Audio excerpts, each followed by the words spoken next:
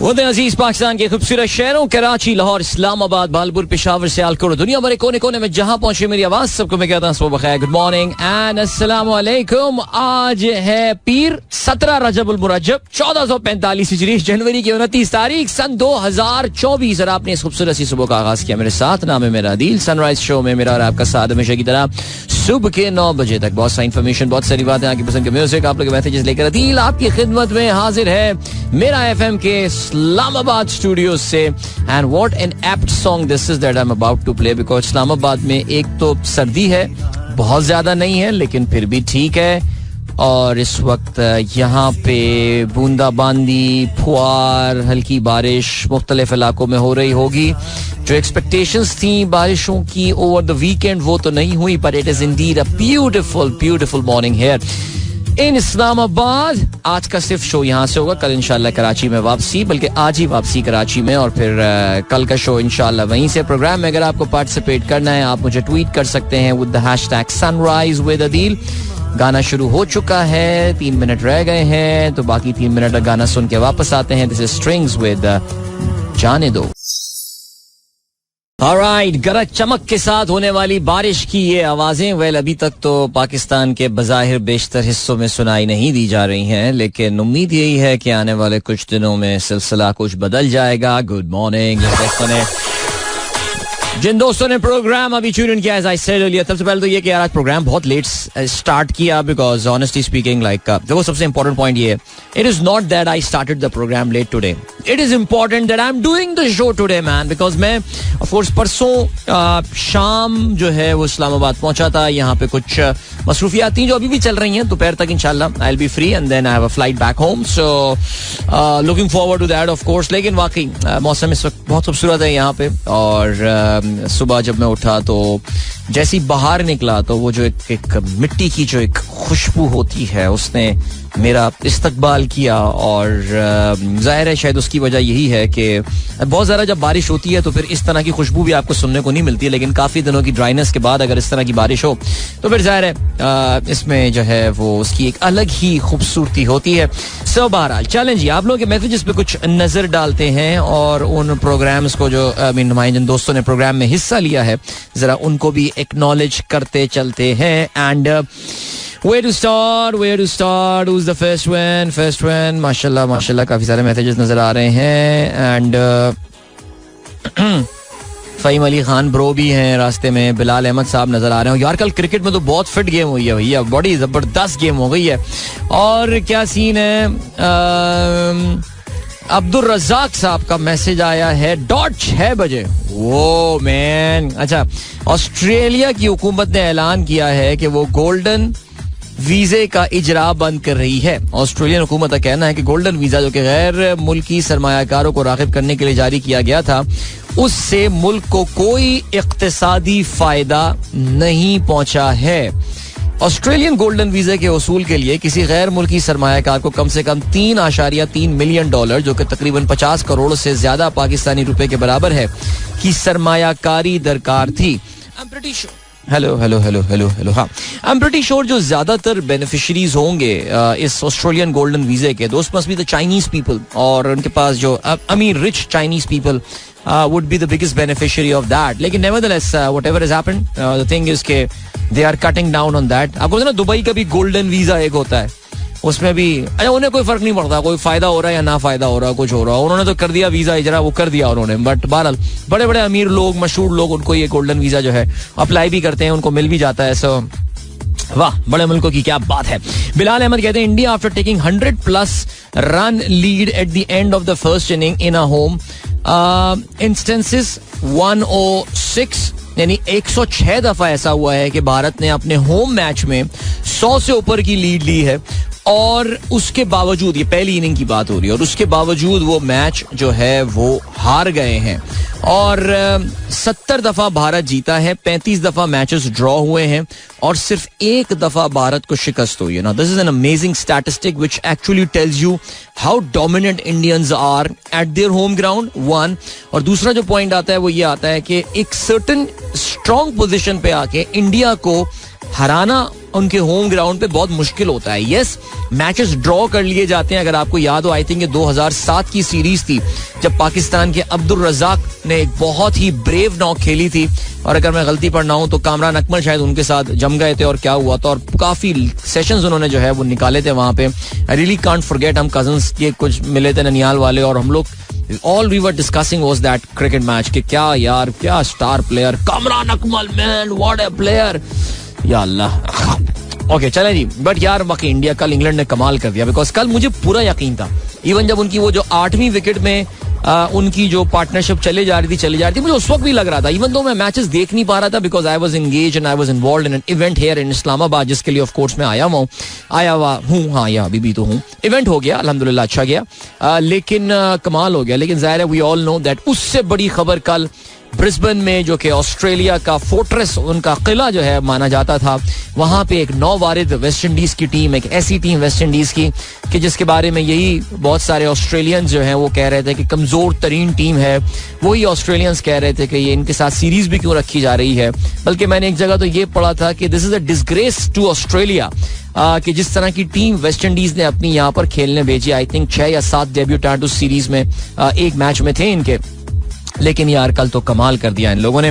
आगे चल के ऑफ कोर्स हम बात करेंगे. मोहम्मद जवाद नगानी कहते हैं, bank charge 13% SST on credit card transaction.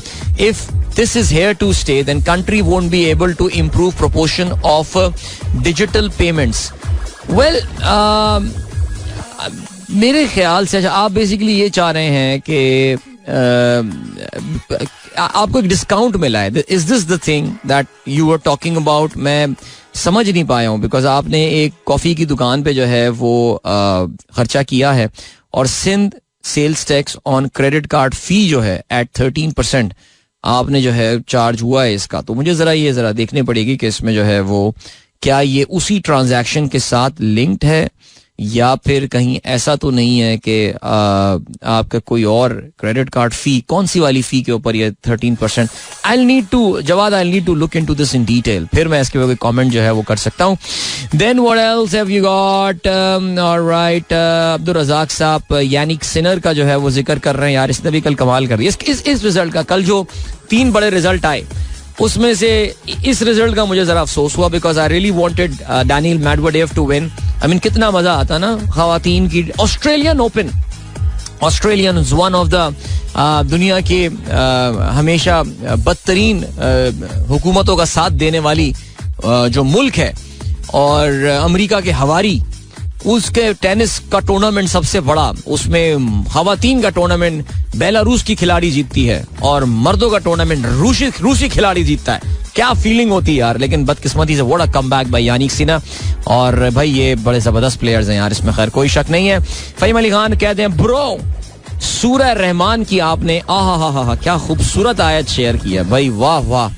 ये आयत है, कुल्लू मन अलैहा फान, दुनिया में जो चीज है वो सब फना होने वाली है. यानी ये मैं अक्सर शायद पहले भी फहीम आपने ये आयत जो है ना कुरान की शेयर, सूरह रहमान की ये शेयर की थी, और मैंने शायद आपको भी बताया था कि हमारे वालिद साहब की जहाँ तदफीन हुई भी है सखी हसन कब्रिस्तान में नौरताबाद, उनके 1-2 कब्रें छोड़ के एक कब्र के कतबे पे जो है ना वो बस यही लिखा हुआ है, साहब का नाम लिखा हुआ है, और उसके ऊपर यही लिखा हुआ है, कुल्लू मन अलैहा फान, यानी जो चीज़ है वो सब फना होने वाली है. सूरह रहमान की बड़ी खूबसूरत आयत है, और बेसिकली ये आयत इस तरह है, कुल्लू मन अलैहा फान व यबका वजूह रब्बी का जुल जलाली वल इकराम, यानी सिर्फ तुम्हारे रब की इज्जत और असमत वाली जात जो है वो बाकी रहने वाली है. अच्छा, बेसिकली ज्यादा मुझसे इंप्रेस मत होइएगा, मैंने भी इंप्रेस करने की कोशिश नहीं की है. अगर इस कुरानी आयत पढ़ने का मुझे कोई सवाब मिला है तो अल्लाह ताला मेरे साथ ये सवाब शहीद हकीम मोहम्मद सईद को भी पहुंचाए. मैं शायद काफ़ी दफ़ा आप लोगों को जिक्र भी किया है कि सूरह रहमान, मैं जिस स्कूल में पढ़ा करता था, हमदर्द पब्लिक स्कूल, सूरह रहमान हमारे करिकुलम का हिस्सा होती थी, और उसकी वजह से ये सूरत याद भी रही, और साथ साथ इसमें जो भी आयत आती है उसका तर्जुमा भी जो है वो हमें याद था. तो बड़ा खूबसूरत, वो एक हमारे स्कूल की एक बड़ी खूबसूरत याद है जिसका मैं अक्सर जिक्र अपने प्रोग्राम में करता रहता हूँ. आसिफ अली सिद्दीकी ने वीडियो शेयर की है कार्ल हूपर के हवाले से. एब्सोल्युटली यार, what beautiful scenes those were. Brian Lara crying while doing the commentary. यार see, this is the thing. ये हमारे लड़कों को, हमारे लौंडों को, इनको कोई समझाए ये बात कि यार ये जो T20 क्रिकेट होती है ना, it does not create legends. जो लेजेंड क्रिएट होते हैं ना वो टेस्ट क्रिकेट में होते हैं. काश हम ये बात समझना शुरू कर दें और अपनी टेस्ट क्रिकेट को सीरियस लेना शुरू करें, ज्यादा टेस्ट मैचेस खेलना शुरू करें और ऐसे लोगों को टेस्ट क्रिकेट खिलाएं जो actually who are willing to bowl for 3 test 5 test series, जिन्हें ये परवाह ना हो कि यार उनकी बॉडी लीग क्रिकेट के लिए मुतासिर हो सकती है एंड ऑल. मुझे तो बल्कि ये शमार जोसेफ जो आया है, मुझे तो इसी का डर लग रहा है कि अब ये तो सुपरस्टार बन गया ना. देखो यार, एक इसकी आपने पढ़ा होगा इसकी फैमिली के बारे में, इसकी जिंदगी के हवाले से कि कितने मुश्किल हालात से ये जो है ये निकल कर आया है, ये सारी चीजें. सो उसके बाद शमार जोसेफ ही नाम है मेरे ख्याल से उसका. अब इस पे जो है ना वो गंदी नजरें आ गई होंगी, आपको पता है किन लोगों की. ये जो ये सब हैं ऑल दीज लीग क्रिकेट वाले, चाहे वो कैरेबियन लीग हो गई या ये सब हो गई, नहीं IPL सबसे ज्यादा है यार, आपको पता है. वो तो खैर चलो उनके कॉन्ट्रैक्ट्स हो गए, कहीं ऐसा ना हो कि अभी कोई उसको रिप्लेसमेंट ड्राफ्ट में जोसेफ को ले आए तो फिर आगे ना इनमें फिर वो मिलावट और खोट जो है वो पैदा होना शुरू हो जाता है. तो ये है सिलसिला भैया. But amazing. चलें जी, ग्रेट. आगे और मैसेजेस पढ़ते हैं. अभी हमारे पास ऐड है नहीं मेरे ख्याल से. हमारे इंजीनियर बाबू, वैसे अगर ऐड होता तो यहाँ पे ऑटो पे चल जाता है, तो आज हमारे पास ऐड है नहीं, तो ठीक है आगे बढ़ते हैं. और क्या सीन है. जिस मुल्क में नाश्ता तैयार करने के लिए गैस नहीं मिलती, उस मुल्क में गैस कंपनी के MD की तनख्वाह 68 लाख रुपए है. नहीं, इसमें कोई खैर कोई सैड बात नहीं है. कॉर्पोरेट सैलरीज का होता है, यही इशू है. और ये कह देना आउटराइटली कि पाकिस्तान में जो है वो नाश्ता तैयार करने के लिए गैस नहीं है, ये भी थोड़ी सी एग्जैजरेशन है, जाहिर है. बट आपको देखना ये पड़ेगा कि पाकिस्तान का जो गैस का क्राइसिस है, क्या उसकी जिम्मेदारी जो है वो MD सुई नदर्न गैस, MD सुई सदर्न गैस को हम दे सकते हैं, या उन बाबुओं को या उन ब्यूरोक्रेट्स को जो कि ministry of oil and gas पे बैठे हुए होते हैं, या वो तवातुर के साथ आने वाले हमारे हुक्मरान और सियासतदान, जिसमें से बेशतर को इस वक्त पाकिस्तान का जो है वो मसीहा बना के पोजीशन किया जा रहा है. अब आम तो खैर बेवकूफ नहीं बनती है, तो हमें भी पता है, लेकिन उन्हीं लोगों को फिर लाया जा रहा है जो कि इस मुल्क के बहुत सारे क्राइसिस के जो है वो जिम्मेदार हैं. सो अब उसमें कोई भी जो, अब आप देखिए कि सुई नदर गैस और सुई सदर्न गैस, उनके जरा आप रेवेन्यूज चेक करें, आपको वाकई लग रहा है कि उस सेल की कंपनी को चलाने के लिए आप कोई 5-6 लाख रुपए में या 7-8 लाख रुपए में एक अच्छी रिसोर्स अट्रैक्ट करने में कामयाब हो जाएंगे. तो जब भी ये सैलरीज वाली बातें आती हैं ना, मैं जरा थोड़ा सा इस पे इतना इम्प्रेस या इन मैसेजेस पे होता नहीं हूँ ब्रो. कॉर्पोरेट एग्जीक्यूटिव सैलरीज का ज्यादातर लोग शोर वो ही मचा रहे होते हैं जिनको शायद ये लगता है कि उनको शायद कंपनीज किस तरह चलती हैं और क्या होता है इसका इनको इतना ज्यादा पता होता नहीं है. जावेद साहब कहते हैं Mona Lisa protester throw soup at da Vinci painting. यार वैसे मोनालिसा के साथ ये काफी दफा हुई हैं हरकतें. ये कोई भी गुस्से में आया, कुछ भी आया, मोनालिसा पे कुछ फेंक दिया, किसी ने इंक फेंक दी, किसी ने कुछ कर दिया. बट खैर चलें जी. I hope Monalisa enjoyed that soup that was thrown at her. आगे बढ़ते हैं. डॉक्टर एजाज जीशान खान चाचड़ कहते हैं, आपने एक मीम शेयर किया है मेरे साथ. Don't expect to get what you give, not everyone has a heart like you. Sweet sweet sweet. Alright, great. Farhan Raza की माशाल्लाह हंसती मुस्कुराती तस्वीर आई है फैमिली के साथ. कहते हैं today is the 5th birthday of my son Azhan. बाकी आप तो जानते ही हैं कितना शरीफ और पेशेंट बच्चा है हमारा. यकीनन सारा को भी 1-2 हाथ लगा चुका होगा. वाकई यार माशाल्लाह बहुत एक्टिव बच्चा है. अब मैं इससे ज्यादा पॉजिटिव वर्ड और क्या यूज कर सकता हूँ फरहान. लेकिन चलो अल्लाह ताला बच्चे को सेटल डाउन भी करवाए और साथ साथ आपको बहुत सारी खुशियां भी दिखाए. इसकी आमीन सुबह आमीन. खुश रहिए भाई और इसी तरह मुस्कुराते रहिए आप सब. अताउर रहमान साहब कहते हैं एट लाहौर फॉर निकाह ceremony of my daughter. It is cold but slightly foggy here. Extremely cold wave has been over perhaps. Yeah, it's over. It's over. मैं भी इस्लामाबाद में जिस किस्म की सर्दी एक्सपेक्ट कर रहा था और मैं जिस तैयारी से आया था, वो मुझे कल रात ही परसों रात ही इस्लामाबाद में आके अंदाजा हो गया था कि नहीं यार इतनी तो कोई सर्दी नहीं है यहाँ पे. सो ठीक है, बस गुजारा है, ठीक है, it's fine. I mean for Karachi it's nice cold. बल्कि कल हम दोस्तों के साथ बैठे हुए थे तो perhaps I was the most underdressed person there बाकियों के मुकाबले में. बाहर देखा था इस्लामाबादी दोस्त जो हैं वो 3-3, 4-4 लेयर्स जो हैं वो पहने हुए थे और आपको भाई वो स्वेट शर्ट पहना हुआ था और उसके ऊपर एक हुडी थी हल्की सी. सो या दैट्स इट. बट चलें जी. और क्या सीन है बाकी अताउर रहमान साहब माशाल्लाह भाई आपकी साहबजादी का निकाह है, उसके लिए बहुत बहुत मुबारकबाद. आप कबूल कीजिए. इमादुल हक कहते हैं मजा आ गया इस वीकेंड पर. 2 जहरीली टीमें मैचेस हार गईं, इंडिया एंड ऑस्ट्रेलिया. यार ऑस्ट्रेलिया को तो जहरीली टीम नहीं कहना चाहिए यार हमें, मेरे ख्याल से यार ये थोड़ी सी गलत बात होगी, लेकिन कोई बात नहीं, चलें कोई बात नहीं. अभी आपको ले चलते हैं एक सॉन्ग की जानिब और उसके बाद फिर वापस आके जरा आज के अखबारात में शामिल अहम खबरों पर जो है वो नजर भी डालते हैं. So don't go anywhere and keep listening. Alright, that was Nabil Shaukat with आज से एंड अच्छा नाइस मेलोडियस सॉन्ग है. आई होप आप लोगों ने इसको एंजॉय किया होगा. चलें भाई, 2 अचीवमेंट्स पे जरा हम बातें कर लेते हैं. पहले तो हमारे दोस्त हसन कामरान का मैसेज आया है. कहते हैं Inab Hasan, my daughter won 5 gold medal in World Scholars Cup. Wow, 5 gold medals in World Scholars Cup. भाई हमें भी बताएं ना कि ये वर्ल्ड स्कॉलर कप में हसन होता क्या है. लाइक अपनी स्कोलेस्टिक जो इनके इंटेलेक्ट है, how does she like what are the competitions, what are the contest that she participates and all, ताकि हो सकता है वो काफ़ी आई एम प्रीटी श्योर के और भी लोगों में जो है वो इस हवाले से इंटरेस्ट जो है वो पैदा हो. That is great. इसके अलावा भाई हमारी दोस्त वानिया का भी मैसेज आया है. भाई वानिया ने बताया था कि वो एक ताइक्वांडो चैंपियनशिप में हिस्सा लेने गई, जाने का उनका इरादा था और उन्होंने पिछले हफ्ते हमसे जिक्र किया था. और हुआ ये है कि भाई she von a bronze medal in that competition. वाह क्या बात है. उन्होंने अपनी तस्वीर भी जो है भेजी है with while she won the bronze medal and all. Keep it up, yeah, keep it up, जबरदस्त.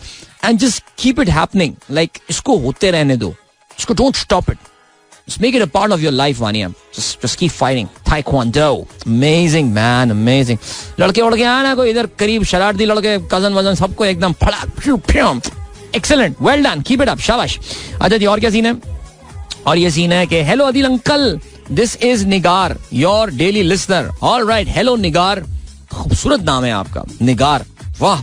और I hope you are still listening to me. 15 minute पहले का मैसेज आपने मुझे भेजा हुआ है. एंड देन चलें जी, अभी जो है वो आपको हम लिए चलते हैं आज के अखबार. वैसे honestly speaking the newspaper are so despicable these days के पढ़ने का भी दिल ना चाहे, लेकिन खैर चलें जी, देख लेते हैं, फिर भी क्या करें, मजबूरी है.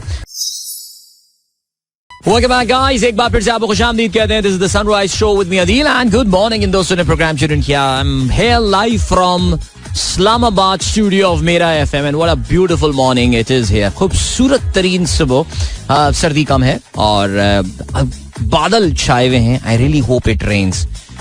I hope it rains dead here, man, because the city needs the rain. और अगर यहाँ बारिश होती है इसका मतलब है कि कुछ शायद पहाड़ों वालों पे बर्फबारी का सीन कुछ हुआ होगा. सो अल्लाह ताला आसानियां पैदा करे हम सब के लिए. सो या but it's a beautiful morning Indeed. Anyone who is outside right now may be sitting at a dhaba and having a cup of coffee और टी, और उसके साथ वो कुछ हलवा पूरी खा रहा हो तो फिर उसके मजे अलग होंगे. लेकिन खैर चलें जी, ऑलराइट, खेलों के हवाले से बात करते हैं.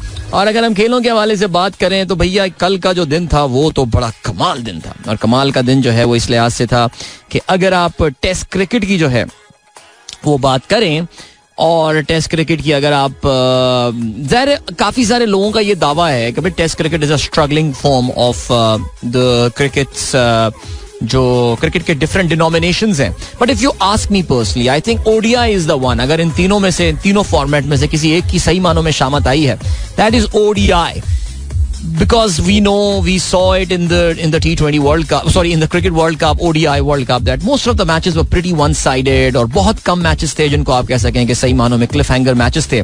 लेकिन टेस्ट क्रिकेट में गुजरते वक्त के साथ साथ आप ये देख रहे हैं कि जो नज़दीकी मुकाबले होते हैं या जो क्लोज मैचेस होते हैं उनकी तादाद में इजाफा हो रहा है. और स्पेशली कल का जो दिन था, कल का दिन मेरे ख्याल से एक एक्स्ट्रॉर्डिनरी दिन था फॉर टेस्ट क्रिकेट. बिकॉज सबसे पहले तो that massive David versus Goliath match between waste Indies and Australia. देखिए हर लिहाज से ये एक डेविड वर्सेस गोलायत मैच मैं इसलिए कह रहा हूँ because everything was in Australia's favour. अगर आप माइक्रो लेवल पे देखें तो ऑस्ट्रेलिया ऑलरेडी सीरीज में 1-0 से आगे था. यस, अपने पहले मैच में एडिलेड में वेस्ट इंडीज ने कुछ फाइट जरूर दिखाई थी, बिल्कुल जैसे कहना चाहिए they just did not give up like that, जैसे पाकिस्तान पर्थ टेस्ट में हो गया था. बिल्कुल खलास, गेम ओवर, कोई मुकाबला ही नहीं.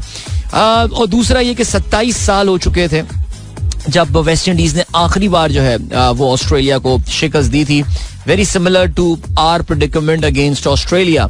लेकिन और अगर आप, ये तो आपने माइक्रो लेवल पे बात की, लेकिन अगर आप मैक्रो लेवल पे नेचुरली बात करें तो इन दोनों टीमों के दरमियान जो गैप है that is unbelievable. Australia is the world number 1 test side, they are the world test champion as well. और टीम ऑफ द ईयर में ऑस्ट्रेलियंस भरे हुए थे. उनका कप्तान Pat Cummins was the captain of the world test team of the year. And कोई मुकाबला ही नहीं, which is why I said David versus Goliath. And look at the West Indian side, there's 7 debutants. और जब ये series का आगाज हुआ था तो मैंने उस वक्त भी यही कहा था कि भाई ऑनेस्टली मुझे माफ कीजिएगा, मुझे तो ज्यादातर इन प्लेयर्स के नाम भी नहीं पता, ये जो इनकी टीम में जो है ये बहरहाल खेल रहे हैं. लेकिन जाहिर है आज के टेस्ट के बाद, बिल्कुल कल के टेस्ट के बाद वही वाली कहानी. I really wish Ian Bishop was there in the commentary box saying Shamar Joseph, remember the name and remember the name, why not we will. What a fight that they put up Australia. और कहते ये हैं कि जी this was Australia's first defeat in a day and night test match, ये बताते ये हैं. और this was West Indies first ever win in a day and night test match. इससे पहले वो 4 गेम्स खेल चुके हैं और चारों में जो है वो उनको शिकस्त का सामना करना पड़ा था. ओके जी, आखिरी बार वेस्ट इंडीज ने जो है वो ऑस्ट्रेलिया को शिकस्त दी थी सेंट जॉन्स एंटीगा में.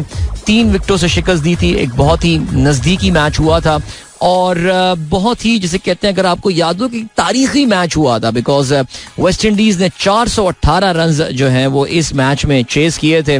और उनकी जानिब से जो इनके हीरो थे वो राम नरेश सरवान और इसके अलावा शिव नारायण चंद्रपाल थे. इसके अलावा एंड में आके ओमारी बैंक्स एंड वेस्टब्रो ड्रेक्स, यानी ये तो तारीख के झरोकों से खिलाड़ियों के नाम जो है वो आ रहे हैं. और इन्होंने वहां पर जो है एक वर्ल्ड रिकॉर्ड जो है वो चेस की थी.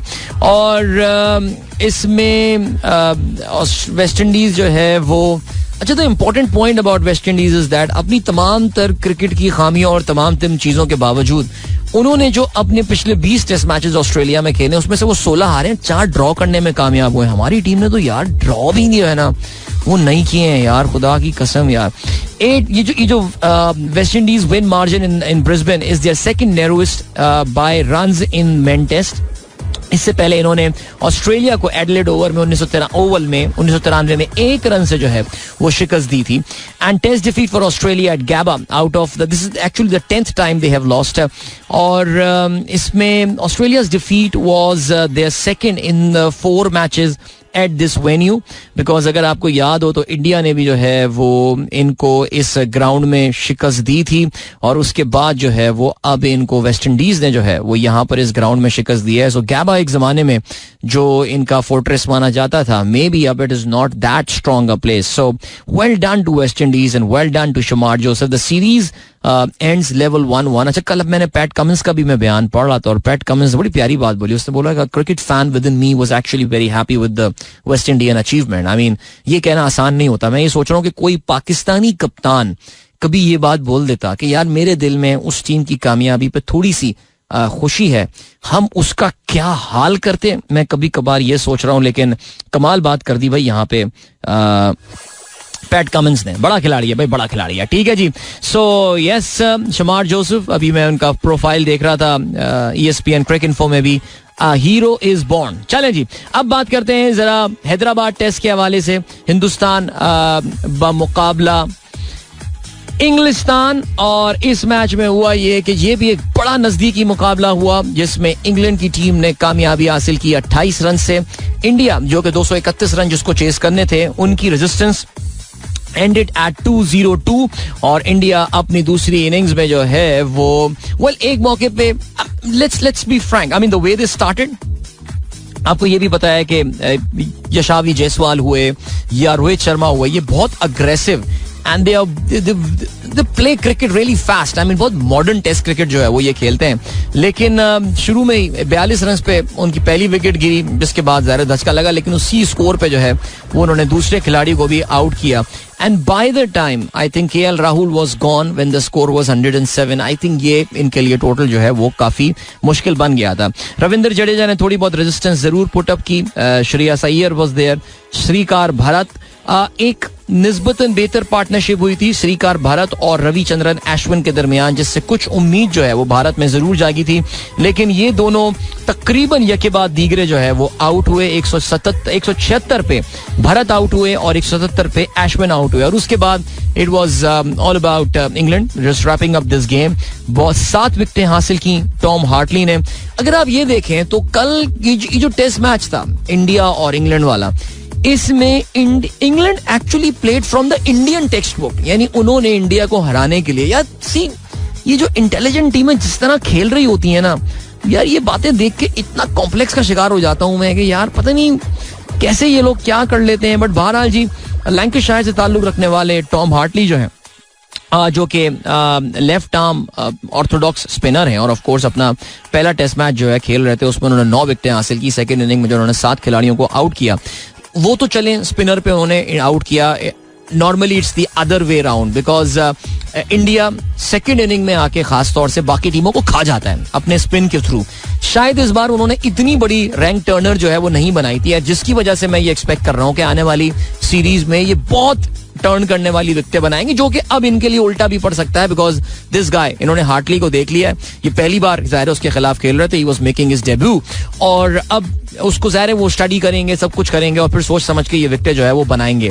हाउएवर पहली विन का एक साइकोलॉजिकल एडवांटेज तो अपनी जगह जो है वो है, लेकिन नेचुरली आई थिंक इस टेस्ट मैच का जो असल स्टार था दैट वाज ओली पोप, और ओली पोप की जो परसों वाली इनिंग थी, जो उसकी एक दिन पहले वाली इनिंग थी, वो मैंने काफी सारी देखी थी, like for getting ready while I was getting ready on for my flight and all. Airport में थोड़ा जल्दी पहुंच गया था, काफी ज्यादा मैंने उसकी बैटिंग देखने का मौका मिला। टैप मैट पे लाइव आ रही होती है वो, यार उसने जो स्वीप किए हैं लाइक कमाल कर दिया यार, लाइक स्वीप क्या, रिवर्स स्वीप, तो स्वीप तो करते ही हैं, और जिस अथॉरिटी के साथ ये लोग रिवर्स स्वीप कर रहे थे, मैं सिर्फ ये सोच रहा था इन्होंने कितनी प्रैक्टिस की होगी उसकी, कि जिस कमांड के साथ वो रिवर्स स्वीप कर रहे थे। ऑफ कोर्स एक कैच जो है वो अक्षर ने छोड़ा था, बट अक्षर ने कैच मेरे ख्याल से ओली पोप का नहीं किसी और का छोड़ा था, फोक्स का था मेरे ख्याल से वो कैच जो छूटा था।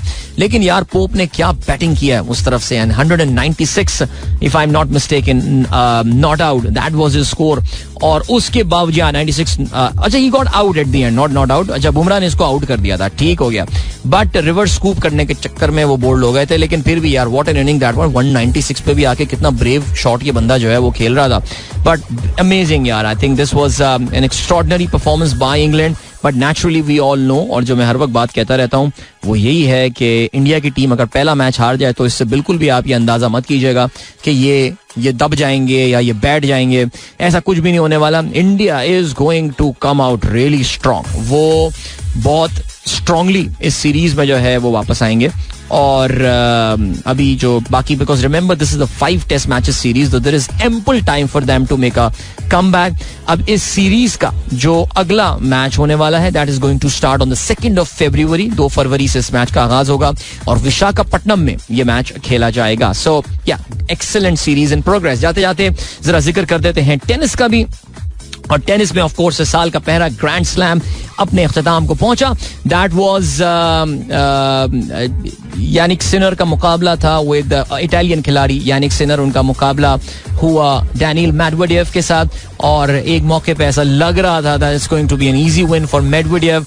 फाइनली वो ये जीतने में कामयाब हो जाएंगे ग्रैंड स्लैम, लेकिन अनफॉर्चुनेटली फॉर हिम 2 सेट जीतने के बाद जिस तरह फिर 2 सेट हारने के बाद जिस तरह सिनर ने कम बैक किया, he managed to win that 3-2 and amazing. I think एक बहुत कमाल थ्रिलिंग मैच जो है ये इन दोनों खिलाड़ियों के दरमियान खेला गया, एंड आई थिंक मेरा ये ख्याल है कि अब हम कह सकते हैं properly that there is a change of guard that has taken place in international tennis. यानी वो जो टाइम था फेडरर का और नडाल का और शायद जोकोविच का टू सम एक्सटेंट, वो शायद अगर खत्म नहीं हुआ तो डेफिनेटली अपनी आखिरी सांसें जरूर ले रहा है। पिछले 20 साल 22 साल were amazing tennis, the way they dominated this game, but अब ऐसा लग रहा है that the future of men's tennis अगर मैं बात करूं then player like of course Alcaraz, जो उम्मीदें ज्यादा थी, अभी ही is very young as well, but maybe I think he will come up the curve. Then you have got this Sinner. He's constantly featuring in Grand Slam semi-finals, quarter-finals and all. And then of course Medvedev and all. So I think, as I said, कि एक change of guard जो है वो international tennis में शायद अब हो रहा है और हो गया है. चलो जी, अभी आपको जो है वो हम लिए चलते हैं एक ब्रेक की जानिब और मिलेंगे आपसे इस ब्रेक के बाद. Don't go anywhere and keep listening. Alright, that was Ali Azmat with दिल ने दिल से कहा. Hope you guys enjoyed that song and सुबह के 8:24 हो चुके हैं. गुड मॉर्निंग जिन दोस्तों ने प्रोग्राम अभी शुरू किया. चलें जी, जहां से आपके मैसेजेस का अब से आधा घंटा से कुछ पहले सिलसिला मुनक़ता हुआ था, वहीं से उसको जोड़ने की कोशिश करते हैं. तहसीन अमजद कहते हैं hello and good morning to all the listeners. Cloudy and cold morning here. What happened with our hashtag? I have been posting messages on Twitter for the last 3 days by using sunrise with Adeel hashtag but didn't appear on the Twitter timeline. हाँ यार, वलीद मुगल भी कहते हैं same thing happened with me brother. In fact I have highlighted the issue in Friday's programme. There are some other listeners who face the same issues. हाँ यार, क्या करें यार इस चीज के हवाले से. मुनीब मकबूल कहते हैं participated in Islamabad marathon by competing in 10K run. भाई जबरदस्त, मुबारक हो. इस्लामाबाद मैराथन में आपने हिस्सा लिया. जी हाँ, कल जिस इवेंट में मैं था वहाँ पे कुछ दोस्त जो है वो इस हवाले से बता रहे थे कि आज इस्लामाबाद मैराथन भी है. कल कराची में भी जो है वो मैराथन हुई थी. And good to see this marathon culture एक बार फिर से जरा ये प्रॉपर तरीके से वापस आ रहा है. मुझे याद है परवेज इलाही के दौर में लाहौर मैराथन जो है वो बड़ी पॉपुलर हुई थी. उसमें इंटरनेशनल पार्टिसिपेंट्स भी आया करते थे और मुझे ये भी याद है कि एक बड़ा कसीरुल कौमी बैंक जो है वो भी उसको स्पॉन्सर किया करता था.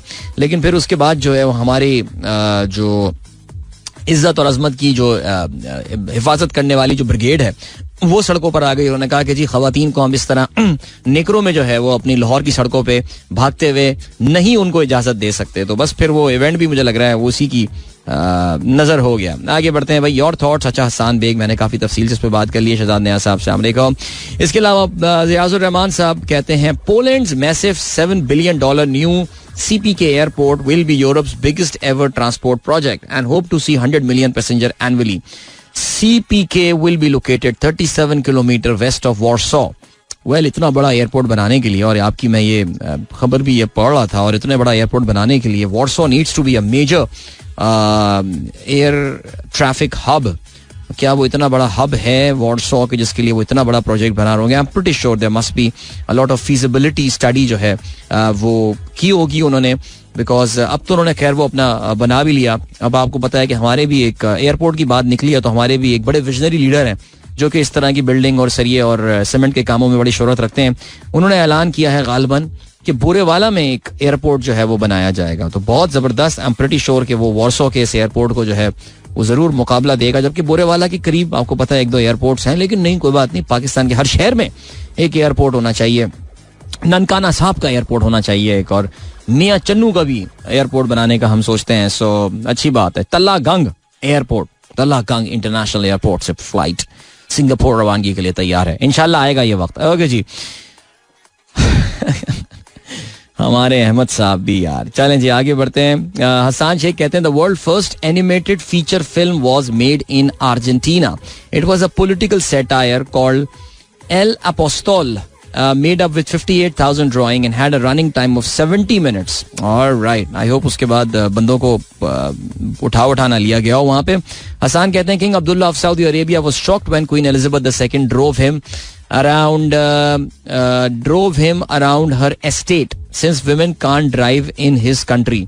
वो असल में मलका एलिजाबेथ किंग अब्दुल्ला को यही दिखाना चाह रही होंगी कि देखो औरतें गाड़ियां चलाती हैं तो कितनी अच्छी गाड़ियां चलाती हैं. लेकिन खैर नहीं, अब तो सिचुएशन काफी बदल गई है. आगे बढ़ते हैं जी. और क्या सीन है? वासिफ जैदी साहब, sir thank you so much, such a pleasure meeting you yesterday. कहते हैं सलाम Adeel, after radio and TV sports shows you also prove to be an excellent host for big events. It was such a pleasant surprise and great honor meeting you yesterday with good time for some interesting discussion. Stay blessed. Thank you so much. बिल्कुल जी, कल एक micro finance bank का एक event host करने का मौका मिला. Very kind of them. They invited me to host that event and I think it went pretty good. और काफी सारे listeners से भी वहाँ पे जो है मुलाकात हुई. And a day very well spent. A bit tiring definitely, but yeah, had a good time. पीर ज़ईद साहब कहते हैं good morning and salam to all the listeners. How's the weather there? Weather is fine. It's okay. Not very cold. पर ठीक है, good है. अच्छा जी, जायदा शाहीन कहती हैं अस्सलाम वालेकुम सर, बावलपुर की एक खूबसूरत सी सुबह है, सर्दी भी कुछ कम है, यानी कि मौसम दिल फरेब है. वाह वाह भाई, दिल फरेब मौसम में आप चहलकदमी कर रही हैं भावलपुर के अपने इस पार्क में, और बहुत आला जी, जबरदस्त. इसके अलावा एमी अली का ताज़ा कलाम आया है. कहते हैं गमों की धूप में बेसाइबान होते हैं, गमों की धूप में बेसाइबा होते हैं, हमने देखी है ये उम्र रायगां होते हुए. अबे यार गलत बोल दिया मैंने, फिर से सुनते हैं. गमों की धूप में बेसाइबा होते हुए, हमने देखी है ये उम्र रायगां होते हुए, दिल को लाहक है मेरे बेघड़ी का सामना, हाँ मकी होते हुए और मकां होते हुए. वाह वाह वाह, बेघड़ी, अच्छा जबरदस्त, क्या अपना होम ग्राउंड नहीं, इसी तरह गलत जगह बटन दब गया. अरशद इमाम कहते हैं was at airport in the morning, just came to know that taking pics from DSLR camera at airport departure and arrival round is not allowed. Ironically, you can take as many pics as you want from your mobile camera.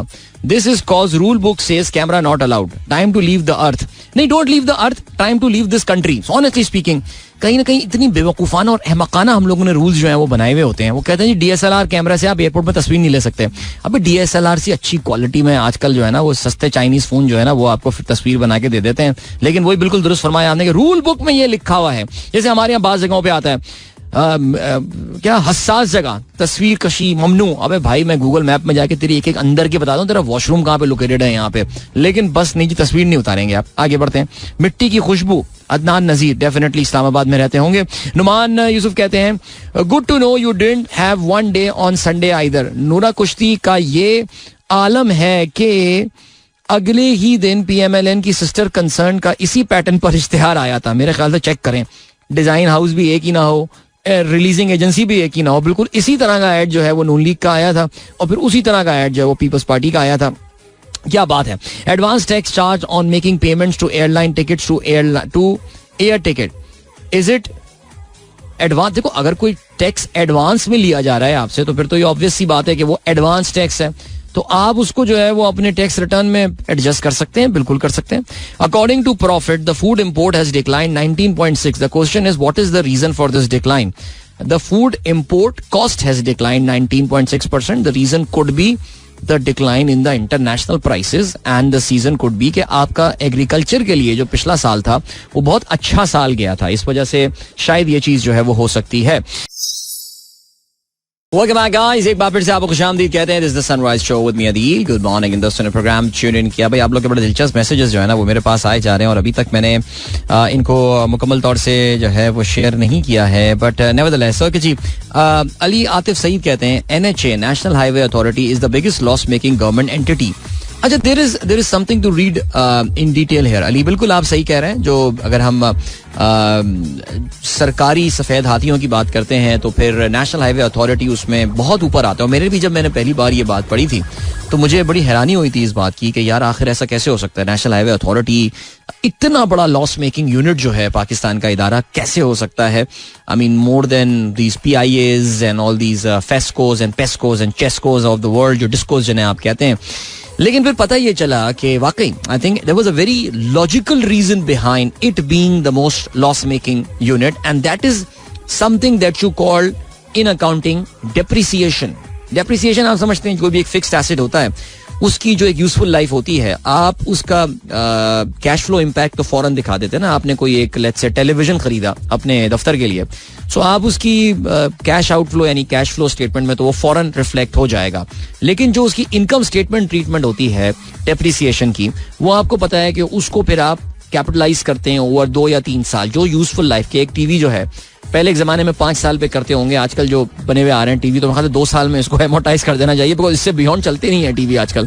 सो बहरहाल I mean but serious 3 साल का आपका होगा. तो अब 3 साल में आप टीवी जो है ना उसकी कॉस्ट है वो 1 लाख का टीवी था तो आप हर साल उसकी 33 हज़ार रुपए subject to what method of depreciation that you use आप जो है वो उसको अपने इनकम स्टेटमेंट में दिखा रहे होते हैं. इनकम स्टेटमेंट ही वही स्टेटमेंट होती है फाइनेंशियल स्टेटमेंट जो कि आपकी प्रॉफिट कितना है लॉस कितना है वो बता रही होती है. सो नेशनल हाईवे अथॉरिटी के साथ भी जो सीन हुआ है वो बेसिकली ऐसे ही हुआ है कि उनका आपको पता है कि फिक्स्ड एसेट बहुत ज्यादा है. I mean national highway authority का फिक्स्ड एसेट ही होना चाहिए बिकॉज वो सड़कें बनाते हैं और उन सड़कों को आप डिप्रिशिएट करते हैं ओवर आई डोंट नो उनका क्या उनके ऑडिटर ने क्या अलाउ किया है 5 साल 10 साल 15 साल.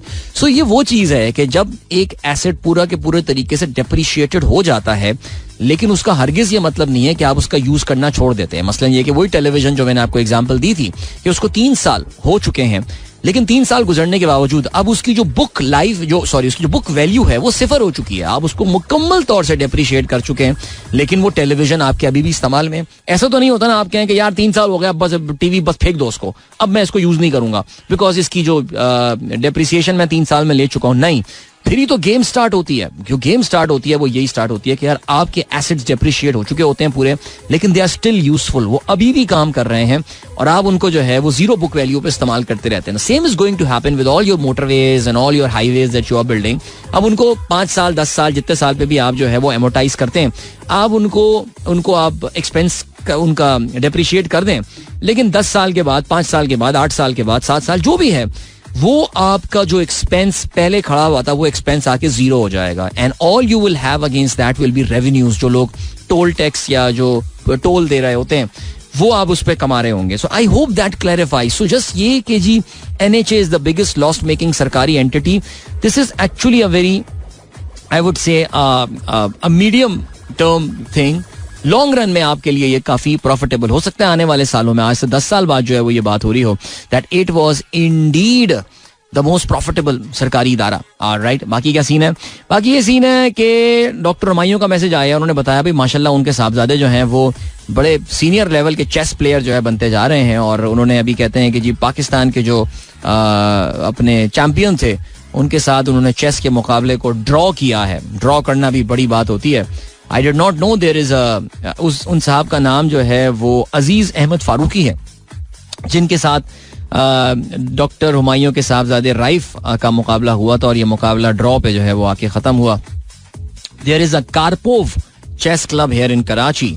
That is interesting. I never heard about the Karpov chess club here in Karachi. If you are interested, do explore that. They have got a Facebook page as well. आपको पता है एक बड़े मशहूर प्लेयर हुआ करते थे 70s और 80s के, एनातोली कार्पोव, रशियन ग्रैंड मास्टर, और बड़े जबरदस्त वो प्लेयर होते थे. फिर गैरी कस्पारोव आ गए तो उनकी जो हुक्मरानी थी चेस की दुनिया पे वो उन्होंने खत्म कर दी थी. बट बहरहाल जबरदस्त, great, congratulations to Raif and wishing him all the very best. Okay जी, इकबाल मुगल कहते हैं खुद को मकबूल समझने वाले सियासी रहनुमा एक से ज्यादा हल्कों से इलेक्शन क्यों लड़ते हैं, जबकि ज्यादा हल्कों से जीतने पर दोबारा इलेक्शन करवाने होते हैं, वक्त और पैसे का ज़िया होता है. ऐसे रहनुमाओं को वोट देना कैसा है? नहीं, वोट देना तो उनको लॉजिकली सही बात नहीं बनती, लेकिन बहरहाल बहुत सारे सियासतदान करते हैं, खुद को मकबूल समझने वाले लोग करते हैं. They just try to play safe. Numan Yusuf कहते हैं हाफजाबाद में एयरपोर्ट का वादा है. नवाज शरीफ हर शहर में एयरपोर्ट बनाने का वादा इसलिए कर रहा है. यार छोड़ दें यार, रहने दें इसको. ओके, और क्या सीन है? और ये सीन है कि हाँ, मैसेजेस आप लोगों के चल रहे थे और अभी मैं इंटरनेशनल खबरें भी जरा पढ़ रहा था. और इंटरनेशनल खबरों में इस वक्त जो बड़ी खबर है वो ये कि 3 अमरीकी सोल्जर्स जो हैं वो जॉर्डन और सीरिया यानी उर्दन और शाम की सरहद पर जो है उसमें एक ड्रोन हमला हुआ है और उसमें 3 अमरीकी फौजी जो हैं वो मारे गए हैं. जाहिर है जब भी ये ड्रोन हमले होते हैं हम सब जो है वो शक की निगाह से देखते हैं, ईरान तुम ही हो ना. अमेरिका ने तो खैर, जो बाइडेन ने तो यही पहले ही बोल दिया कि जी ये इरानियन बैक्ड जो है ये ड्रोन्स थे जिन्होंने ये हमला किया है. लेकिन क्या है, इन दोनों मुल्कों के दरमियान जो है वो जरा थोड़ी सी वो चल रही है डिसएग्रीमेंट सीरिया और जॉर्डन के दरमियान. जॉर्डन का कहना है कि ड्रोन हमला हमारी बॉर्डर में नहीं हुआ, सीरिया का कहना है कि तुम्हारी तरफ ही हुआ है. जॉर्डन का कहना है कि सीरिया के अंदर अटैक हुआ है. लेकिन जहां भी हुआ है, these Americans were operating there. और ये 7 अक्टूबर से जो आप जानते हैं कि गजा में जो वाकया शुरू हुआ है उसके बाद से this is the first time that American soldiers have lost their life in any sort of attack. और ये ड्रोन, देखिए मैंने पहले भी आपको बार बार बात करती है, जब ईरानियों ने जब यहाँ पाकिस्तान में भी बम शम मार दिए थे तो मैंने आपको बताया था कि यार इरानियन ड्रोन प्रोग्राम, उनकी जो मिलिट्री की USP है वो उनका ड्रोन प्रोग्राम है और वो उसको काफी स्मार्टली यूज करते हैं. Now they have hit the Americans as well. यहाँ पे हम ये भी जानते हैं that Houthis are using these drones pretty smartly and efficiently. और दैट वी ऑल नो कि सारा का सारा जो हो रहा है वो किस वजह से हो रहा है. जब तक ये खत्म नहीं होगा या ऐसे ही खून इस तरह बहता रहेगा. एहसन जामी कहते हैं hats off to police and administration which does not miss any chance to attack a political party. बिल्कुल ऐसे ही है सर. अभी बस देखते हैं कि आवाम किस तरह जो है ना वो अटैक करती है 8 वाले दिन. इसके अलावा truly nice and happy song, thank you Sumera. Dev Karhale कहते हैं what a day for test cricket, Shamar Joseph and Ollie Pope made my day. That is great Dev भाई, जबरदस्त, वाकई बड़ा जबरदस्त दिन था कल का. मोहम्मद अफजल, डॉक्टर मोहम्मद अफजल कहते हैं I like the word you use, change of guards for the tennis champions. Thank you so much sir. Zeeshan bag कहते हैं man behind the West Indies victory against Australia. आपने जो है वो बस सही बात लाए आपने बताया जी. आमिर जमाल जो है वो बेसिकली ही showed the way to Australia to West Indies. अगर आपको याद हो तो वेस्ट इंडीज की टीम जब यहाँ पर आई थी तो उसमें उनके कप्तान ब्रैथवेट ने ये बात भी बोली थी कि यार they basically observe the line at which Amir Jamal bowled and they were targeting to focus on that line. So yeah, I think Pakistani जो हैं वो दरार जरूर डाल के चले गए थे कुछ ना कुछ. हुमैरा काशिफ नहीं, उनकी साहबजादी कहती हैं, hello Adeel uncle, I am Minha from KG8.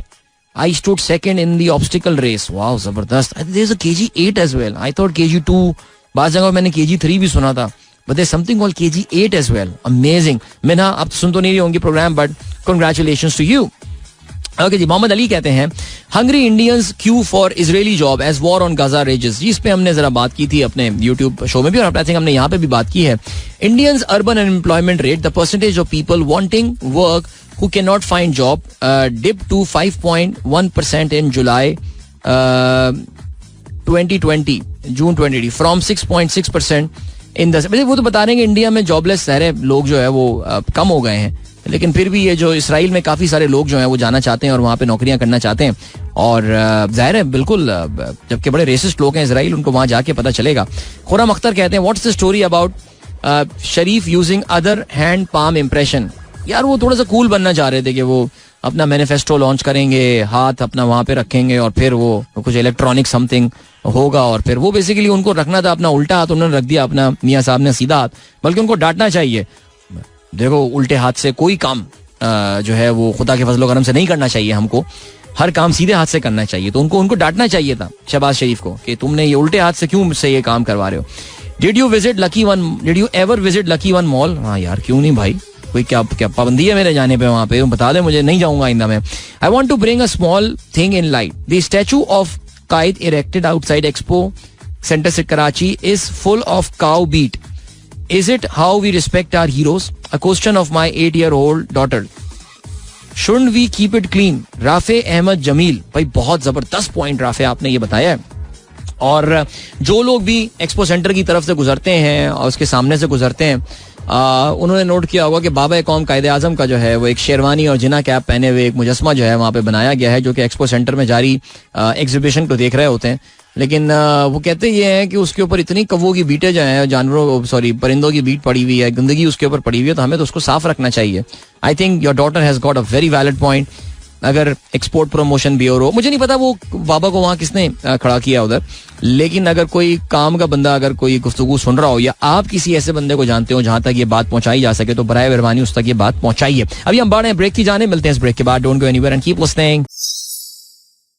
Alright guys, welcome back. एक बार फिर से आपको खुशामदीद कहते हैं. This is Sunrise Show with me Adil. सुबह के 8:54 हो चुके हैं. This of course is my last link of the show and of course last link from the studio here in Islamabad for now, because इंशाल्लाह आज दोपहर में फिर कराची वापसी है और कोशिश पूरी होगी कि कल सुबह का शो जो है वो कराची स्टूडियो से ही किया जाए. एंड ऑलराइट, चलें जी, वेरी गुड. अरे वाह यार, ये तो बड़ा फिट सीन हो गया भाई. हमारा travel log is live now. That is so cool. हाँ, तो अभी सीन क्या है, तो इंशाल्लाह आज फिर वापसी है और फिर इंशाल्लाह कल से वहीं से प्रोग्राम करते हैं. आप लोगों के मैसेजेस जो हैं वो भी अभी रह गए हैं, जो मैं शामिल मैसेज नहीं कर पाया उसके लिए मैं बहुत सारी मुआज़रत मेरी तरफ से जो है वो होगी. अच्छा, अब सीन क्या है, जल्दी से कुछ बात कर लेते हैं हिंदुस्तान के हवाले से. और हिंदुस्तान के हवाले से जो है वो यार काफ़ी सारे वालिदैन अपने बच्चों की जो है ना वो अचीवमेंट ज़रा शेयर कर रहे हैं, तो मैं ज़रा ये देख लेता हूँ जी. यासर उमर कहते हैं my son got 7th rank in inter school Scrabble championship held at BVS Parsi high school with 5-0 win. Congratulations Yasir and to your son as well. And then बरतानिया के पाकिस्तानी नजाद क्रिकेटर बिल्कुल वैसे ही होते हैं जैसे इंडिया अपनी फिल्मों में पाकिस्तानियों की मंजर कशी करता है, एहसन परवेज कहते हैं. अच्छा, ओके, आप ये, हाँ वैसे सही कह रहे हैं आप. कुछ सिचुएशन है, कुछ होते भी नहीं है तो इवेंचुअली बन जाते हैं. मेरे ख्याल से वो देखते होंगे इंडियन फिल्मों में पाकिस्तानी जो है वो कैसे हैं, तो वो वैसे बनने की कोशिश करते हैं. मतलब इंडिया का जिक्र चल पड़ा है तो भाई इंडिया में एक और आपको पता है कि अब तो जिस तरह हिंदू राइट विंग इस वक्त इंडिया को डोमिनेट कर रहा है और वहाँ पे जो इंतहा पसंदी अपने सारे उरूज पर पहुंच गई है at the guys of secularism and the world largest democracy और ये सारी चीज़ें जो हैं उसमें चल रही हैं. तो अब तो उनको ऐसा लग रहा है कि उनको ना काफ़ी जगहों पे लाइसेंस मिल गया है कि जाके कोई भी मुसलमान का स्ट्रक्चर जो है उसको आप क्लेम कर लें जाके और वहाँ पे अपना जो है ना वो मंदिर वगैरह सब बना लें. सो अब सीन क्या हुआ ये है कि एक और कंट्रोवर्सी जो है शुरू हो गई है और इस बार that is in the state of Maharashtra. और ये कोई लोअर लेवल का कोई बीजेपी का लीडर जो है वो एक दरगाह के हवाले से ये बात नहीं कर रहा. In fact it is the chief minister of the state of Maharashtra, जो महाराष्ट्र इन भारत की ना सिर्फ एक अमीर रियासत है बल्कि आबादी के लिहाज से भी बड़ी रियासतों में से एक है. उसके जो चीफ मिनिस्टर है जिसका नाम एकनाथ शिंदे है, उन्होंने ये जो है कहा है, उन्होंने कंट्रोवर्सी जो है वो स्टार्ट की है और उन्होंने कहा है कि जी ये एक दरगाह है जो कि मुंबई के आउटस्कर्ट्स में लोकेटेड है और इस दरगाह का जो नाम है वो हाजी मलंग दरगाह है. और उन्होंने कहा है कि अब वक्त आ गया है कि इस हाजी मलंग दरगाह को जो है मुसलमानों के कब्जे से छुड़ाया जाए और इसको जो है वो एक बार फिर से हिंदुओं को जो है वो दे दिया जाए. तो अब सीन ये है कि ये हाजी मलंग दरगाह जो है ये कहते ये हैं कि ये एक ऐसी घर पे बनाई गई है और जो कि एक ज़माने में एक it was suppose to be it is actually कहते ये हैं कि एक अरब मिशनरी थे जो कि 700 साल पहले हिंदुस्तान आए थे और उनका ये घर हुआ करता था और वहाँ पे जब इंतकाल हुआ तो उनको वहीं दफना दिया गया. और जाहिर है जैसा कि होता है बाबाओं की कब्रों पे दरगाहें जो है वो बन जाती हैं. और आपने ये भी देखा है कि यार जो अक्सर ये तो तसव्वुफ का मैसेज जो है, बिकॉज क्योंकि तसव्वुफ का मैसेज किसी एक मजहब में, आपको हर मजहब में ही तसव्वुफ का एलिमेंट जो है वो नजर आ जाता है. तो ये जितनी भी आपको दरगाहें वगैरह नजर आती हैं उधर अक्सर आप ये देखते होंगे कि यार उसमें हिंदू भी आ रहे हैं और मुसलमान भी आ रहे हैं. जैसे मुइनुद्दीन चिश्ती का जो मज़ार है वहाँ पे आप देख लें, निज़ामुद्दीन औलिया देख लें. और इसके अलावा क्योंकि मैं इसलिए बता रहा हूँ बिकॉज हमारे यहाँ तो ज़रा हिंदू वगैरह नहीं होते इसलिए लोग इतना नज़र नहीं आते, लेकिन इंडिया में क्योंकि मेजॉरिटी हिंदू कंट्री है तो बहुत सारी मुसलमानों की जो दरगाहें होती हैं वहाँ पे आपको हिंदू भी नज़र आ रहे होते हैं. हाजी अली का जो मकबरा है मुंबई में, और ये भी जो दरगाह है हाजी मलंग की दरगाह, इसके बारे में भी ये कहते हैं कि जी हिंदूज भी यहाँ बड़ी तादाद में आते हैं और मुसलमान भी जो हैं वो भी यहाँ पे बड़ी तादाद में आते हैं. लेकिन जो अब ये चीफ मिनिस्टर साहब हैं इनके एकनाथ शिंदे, इनके जो बेसिकली इनके पॉलिटिकल मेंटोर थे मिस्टर आनंद डीगे, उन्होंने 1980s में जो है ये एक कैंपेन स्टार्ट की थी जिसमें उन्होंने कहा था कि यार हमें ये हाजी मलंग की दरगाह जो है वो वापस लेनी है हिंदुओं के लिए. और कहते ये हैं कि तकरीबन 20,000 शिवसेना के जो पार्टी वर्कर्स हैं वो दरगाह में उन्होंने आके जो है ना वो एक बार पूजा भी जो है वो की थी. और जबकि मैं आपको बताऊं आसपास वहाँ बहुत सारे, जो मैंने मंजरकशी पढ़ी है बीबीसी के इस आर्टिकल में इस मंदिर के हवाले से, इस दरगाह के हवाले से, वहाँ पे आसपास बहुत सारे मंदिर और भी लोकेटेड हैं, लेकिन उन्होंने बस जीरो इन किया है कि यार बस वो कोई पुराना पट्टा होगा, कुछ होगा स्कोर सेटल करने के लिए. सो बहरहाल आप देखते ही हैं कि इसमें सिचुएशन क्या होती है. आपको ये भी पता होगा कि अभी रिसेंटली ज्ञान वप्पी मॉस्क जो है बनारस में, उसके बारे में भी जो है वो अब ऐसा लग रहा है कि बाबरी मस्जिद के बाद अब राम मंदिर बनने के बाद जो इनमें कॉन्फिडेंस आ गया है हिंदुओं में, तो इंतहा पसंद हिंदुओं की मैं बात कर रहा हूँ, आम हिंदू की मैं बात नहीं कर रहा, तो उसमें अब वो और मसाजिद को जो है वो टारगेट कर सकते हैं. और ये ज्ञान वप्पी मॉस्क जो है this could be the next one.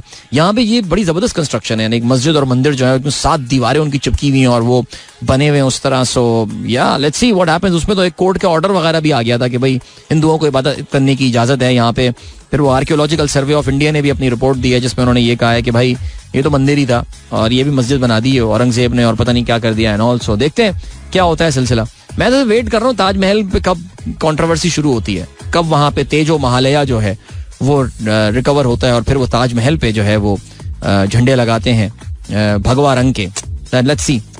I am not surprise if that happens in the next few years. वक्त आ गया आप लोगों से इजाजत लीजिए, अपना बहुत ख्याल रखिएगा. इंशाल्लाह मेरी आप लोगों से होती है कल सुबह एक बार फिर मुलाकात. Good bye, God bless, Allah हाफिज एंड पाकिस्तान जिंदाबाद. This is Mera FM 107.4.